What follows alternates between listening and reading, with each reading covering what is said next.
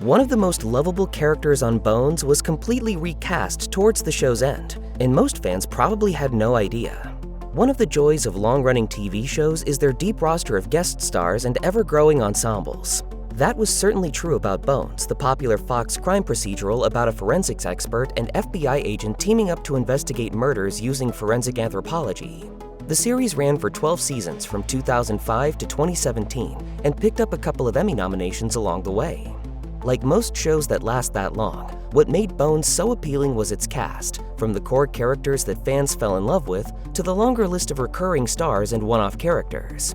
Indeed, Bones boasted a revolving rotation where new characters came and went all the time, especially if they were interns at the Jeffersonian Institute Medico-Legal Lab, as those roles could change nearly every episode. This helped the Bones universe feel especially lived in, as if the show's world continued off-screen rather than everything remaining static in between episodes. With such a big cast, the series also saw some characters leave permanently, often because the actors departed to pursue other opportunities. Other times, however, a character would remain on the show, but the part would get recast. Recasting is quite common in Hollywood, although sometimes it can be rather jarring for viewers. But in this case, it was barely noticeable, unless you're the sort of fan who closely scours the credits of every single episode. Originally played by Ty Panitz, Parker Booth is the son of lead character Celie Booth and his ex-girlfriend Rebecca Stinson.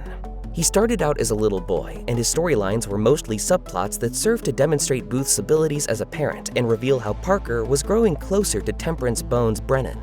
Panitz played the role for most of the series, until he was recast in season 10 with zero explanation.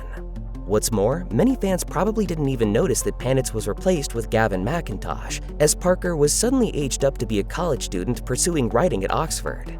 When it comes to recasting, it's arguably easier to replace kid actors than adults, as they're often not a huge part of the story and only the most eagle-eyed viewers would catch on. Not to mention, recasting before kids hit puberty helps create the illusion that they simply changed as they grew up. I'm gonna let them go to Oxford this summer.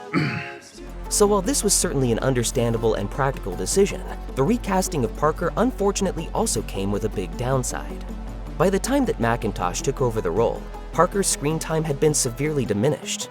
He appeared in only 3 episodes from that point on, occasionally seeing his family but adding even less to the main storyline than he did as a kid.